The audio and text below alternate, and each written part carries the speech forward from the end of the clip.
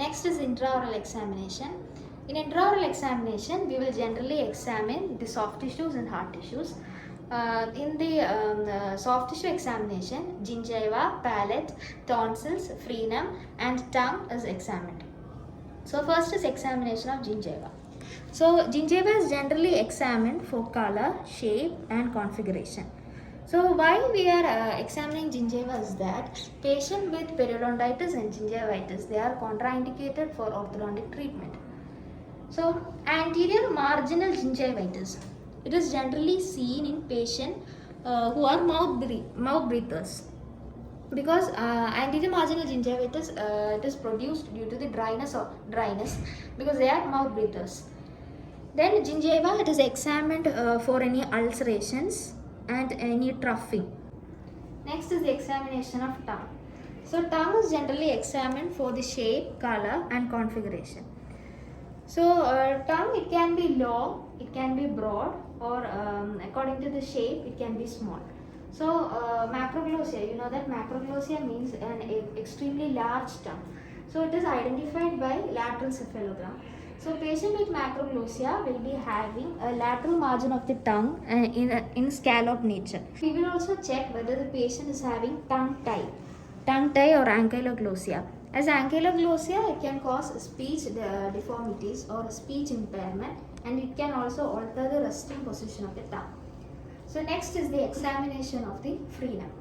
Most commonly, we will examine the labial frenum.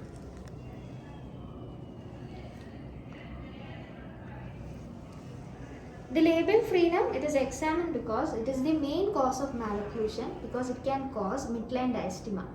So the test which is used to check whether the maxillary labial frenum is causing the midline diastema is known as Blanch test. In Blanch test, the operator or the examiner will retract the maxillary upper lip. So if the midline diastema, it is caused due to the frenal attachment. If it is a midline diastema is caused due to a true frenal attachment, then blanching will be produced on the interdental tissue or interdental area. So next is the examination of the palate.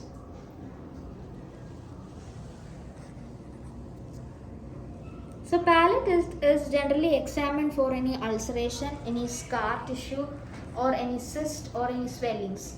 So palate and the contour of the palate, it can also vary according to their shape of the head or shape of the head.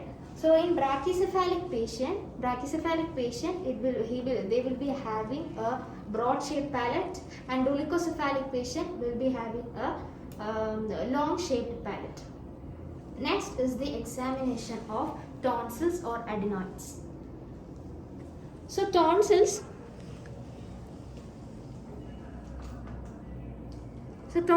they are a pair of lymphoid tissues.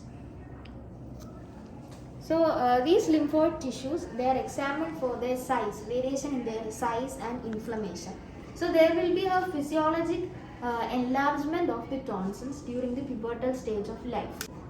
So if there is inflammation in the tonsils, it will alter the position of the tongue in the downward direction and mandible in the forward direction. And this type of facial appearance is called as adenoid facial.